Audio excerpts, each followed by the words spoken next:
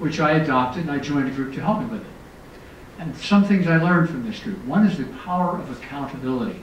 I would like to picture myself, in my imagination of myself, as somebody who makes a vow and is steadfast and stalwart and always keeps commitments to myself. The reality is quite the opposite. I'm not that way at all. The commitment to a group helped tremendously. I'll pass this along. I knew it already, but I want to pass this along. It's really possible to eat very, very well on a strictly plant-based diet without any extra oil. It's totally and utterly possible. I also found out, or I should say rediscovered, that snacking is something that I really had to stop doing. I was doing things, I wasn't eating chips or anything like that, but every day I'd have a banana or two. And it's like 100 or 200 extra calories per day, and you multiply that out times 365 days out of the year, that's a lot of calories. And at 3,500 calories per pound, more or less, that can translate into a whole lot of weight gain, just by eating a couple of extra bananas over my food needs. The big thing that I relearned was to avoid foods that I can't stop eating. And I'm not talking about potato chips or pretzels or anything like that. I'm talking about so-called healthy foods. My nemesis, my downfall, my Waterloo is peanuts, and particularly peanut butter.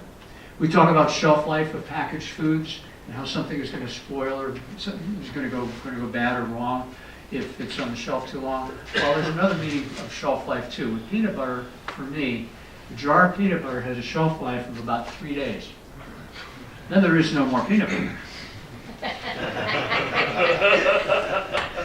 So I did find that it's so important to stay away from these foods that I can't stop once I start. There's plenty of foods that don't cause that though. Things like broccoli, cauliflower, spinach. When's the last time you ever heard of anybody pigging out on collard greens? And this isn't to say that those things aren't delicious. And even if you do pig out on collard greens, what does it matter? You can fill your entire stomach for 200 or 300 calories. It really doesn't matter. And the other thing, which I'm sure you've heard elsewhere, is staying away from added sugars. Things like table sugar, things like maple syrup. These pack on calories without increasing yours or your satiety. And this gets back to the idea that weight is not the problem. When we diet, we try to address the problem. Weight isn't the problem. It's what we eat that's the problem. We can lose weight, certainly, if you want. If weight is the only thing we're focused on, we can lose weight by starting to take cocaine.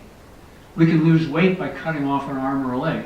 It's not the suggested or most intelligent way of doing it, but the real way to lose weight and to keep it off on any sort of permanent basis is to change what we eat. For reasons I can't go into today, whole foods, plant-based, for me has always been the way to go. There's a lot of other people that feel that same way too. Like, for example, the American College of Cardiology. Like, for example, the Kaiser Permanente Health Plan, the nation's largest insurer. So before you go on a diet, around the first of the year, as some people are often doing, or if it doesn't apply to you, I would encourage you to check out this book, Eat to Live, by Dr. Joel Fuhrman. My intention is to live to be 100 and then to die of nothing at all.